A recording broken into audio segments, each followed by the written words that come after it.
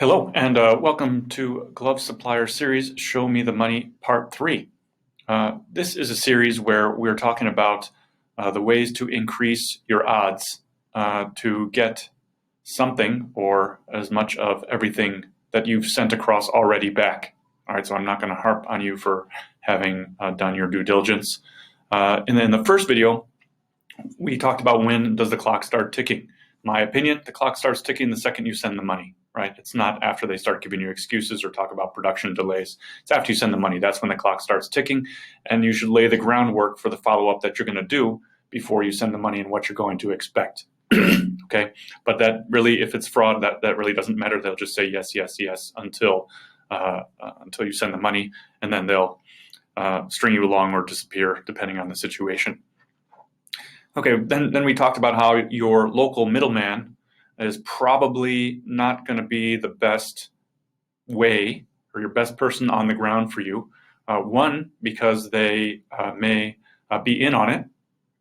Two, because if they are Thai and they're dealing with a criminal or a senior person, they may be submissive towards that person. They may also be afraid to file to act strongly in your favor. So that's why your middleman may not be your best bet to help you. And then we talked about how you have to get everyone in lockstep against the last person you know who's got the money, whichever way you can do that, whether it's through relationships or through threats of litigation.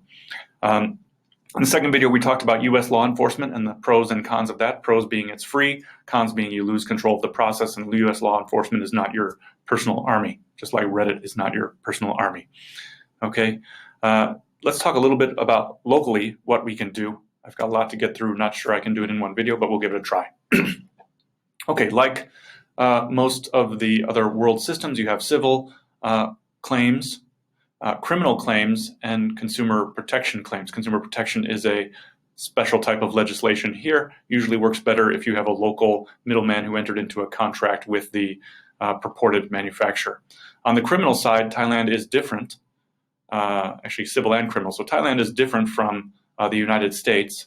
In the United States, in most states, it is illegal to leverage criminal prosecution in order to gain an advantage in a civil matter, but in Thailand that is not the case. There is no ethical prohibition on that, and we play by the rules where we are. So that's a rule here. You may not understand what I've just said, but your lawyer certainly will.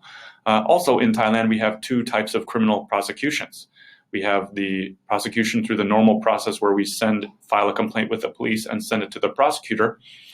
Additionally, we have a private criminal prosecution where you can hire your own attorney to file a criminal claim and walk that through the courts. The process is a little bit different, but again, with a private criminal prosecution, you control what's going on.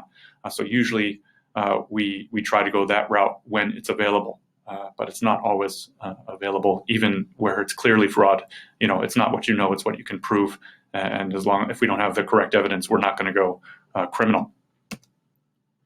Okay, similarly, we have local law enforcement. Okay, local law enforcement, we have three main routes for that. The first would be the local police in the branch or the jurisdiction where the defendant or their company is located.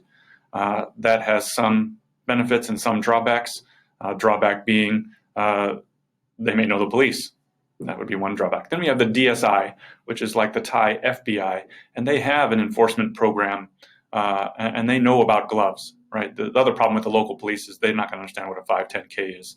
With the DSI, they're focusing on this right now, so they'll take a little bit more time to understand the international aspects of it.